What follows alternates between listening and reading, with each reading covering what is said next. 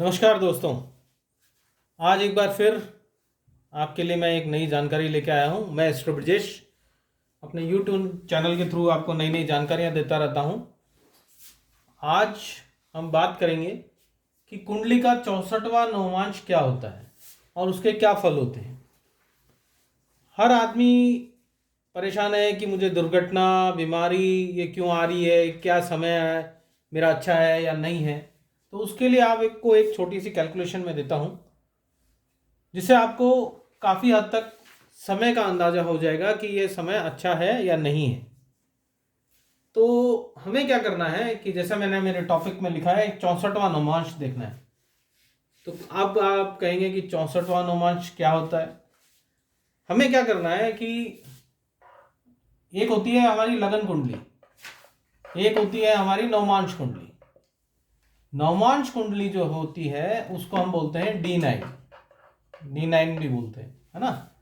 तो D9 chart जो होगा, D9 जो चार्ट है हमारा, वो आपको आपकी कुंडली में मिलेगा। उसमें या तो नवमांश कुंडली लिखा होगा या D9 चार्ट लिखा होगा।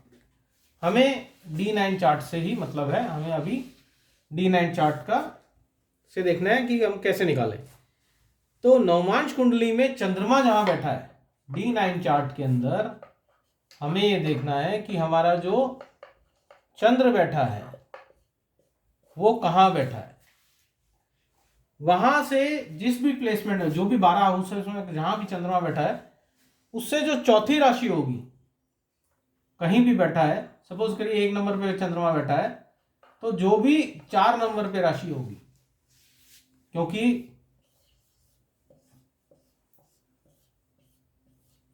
1 2 3 4, अगर चंद्रमा यहां बैठा है, फर्स्ट में बैठा है, तो 4 नंबर की राशि हो गई यहां पे। ऐसे ही कहीं भी बैठ सकता है चंद्रमा आपकी कुंडली में। तो जहां चंद्रमा बैठा है उससे जो चौथी राशि होगी वो आपकी 64वां नवमांश में होगी। वो जो राशि है वो आपकी 64वें नवमांश में कहलाएगी। समझ गए होंगे आप कि चंद्रमा जहां बैठा है उससे चौथे आगे 4 घर आगे देखते हैं, तो चौथी जो राशि है वो 64वें नवमांश में होगी। अब हमें क्या करना है कि 64वां जो नवमांश है वो 64वां जो नवमांश है दुर्घटना और बीमारी का कारक होता है। ठीक है। अब हमें जब भी 64वें नवमांश की दशा अंतरदशा आएगी, दशा अंतरदशा जब भी आएगी 64वें नवमांश की, तो हमारे को मृत्यु तुल्य कष्ट, दुर्घटना, बीमारी ये सब देगा। ठीक है। अब हमें क्या करना है कि हमारे जो भी लगन कुंडली है,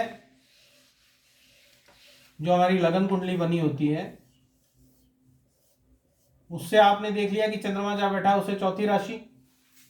ऐसे ही अब हमारे को क्या देखना है कि चंद्र कुंडली आप में उसमें आपको मिल जाएगी। आप अपनी टेबल में चार्ट में देखेंगे, नहीं भी मिलती तो जहां भी चंद्रमा बैठा है वहां से आप अपने उसको लगन मानते हुए, चाहे चंद्रमा यहाँ बैठा है तो ये 1 नंबर हो जाएगा। 1 2 3 4 5 6 7 8 9 10 11 12 ऐसे करके ये चंद्र राशि चंद्र कुंडली निकल जाएगी। फिर हमारे को चंद्र कुंडली से भी हमारा जो निकालना है 64 नवमांश निकालना है, यानी चंद्रमा जहां बैठा है वहां से चौथी।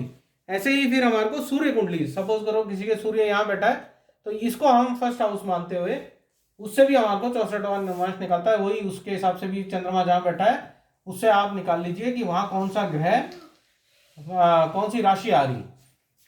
तो अब आपको क्या देखना है कि आपने 3 कुंडलियों से देखा, लगन से, चंद्र से और सूर्य कुंडली से। आपने इन 3 कुंडलियों से आपने अपना 64वां नवमांश निकाला और आपने ये देखा कि वहां कौन सी राशि बैठी थी। लगन में 64वें नवमांश में कौन सी है, चंद्र में है और सूर्य में। अब आपको इन तीनों को कंपेयर करना है कि सबसे ज्यादा इसमें जो 3 आपने वो निकाला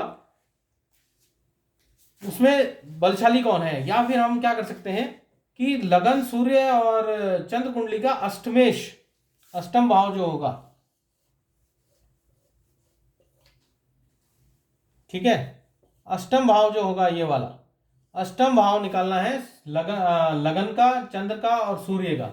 इसमें जो भी सबसे ज्यादा बलशाली होगा, अष्टमेश जो होगा, 8th का जो लॉर्ड होगा, वो जिसमें भी सबसे ज्यादा जो बलशाली होगा उसको ले लेना है। ठीक है, अष्टमेश निकाल लेंगे आप।